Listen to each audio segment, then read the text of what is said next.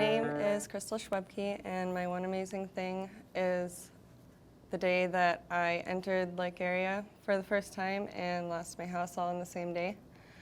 I showed up to school for orientation, excited, feeling a little out of place because I was 25 with 2 kids and I'd waited so long to get into school, but I was just so eager to learn, and you could imagine the excitement leaving orientation that day. Me and my fiance were driving home. It was in January, in the middle of a blizzard. We lived out in the country near Kransburg. I remember just turning down our gravel road, and I was looking through the folder that they had given us through orientation, going through all my papers, excited to start my first day.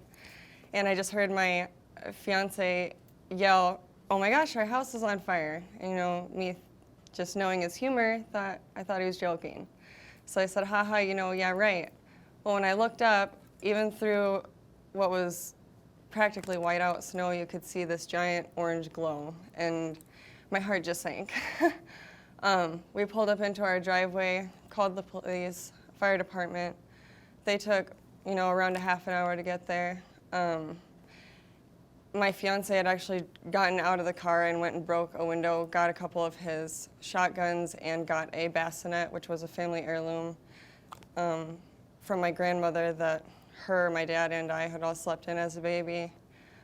They were the only 2 items we were able to retrieve from the house before the fire department getting there, because it was just so cold outside. You couldn't be out there for more than 2 minutes without freezing.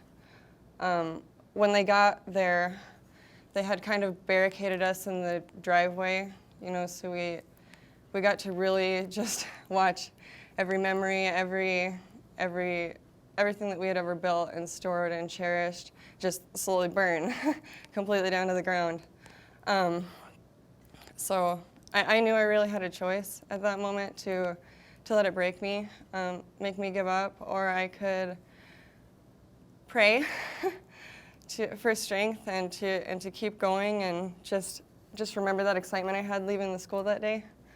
For the first month and a half after the fire, we had to stay with my fiance's mom and his family in a 2-bedroom house, 7 of us in there, so it was really crammed. We had tons and tons of support from the community. I mean, pounds of clothing and furniture and toiletries, food, everything. And I just remember showing up to school my first day wearing, wrapped in clothes that weren't mine. We were eating food that had been donated to us, and instead of feeling broken and, in dismay, I was almost empowered by it. I walked into school still so excited and smiling and still wanting to learn and keep going. And it was just through the help of the community and through the kind hearts of everybody here at school that I found my place. I didn't feel out of place anymore being an older mom in school with kids. I was really welcomed and felt like a cherished part of the student body. And I thank God every day for everybody that helped make us through it. So that's my one amazing thing.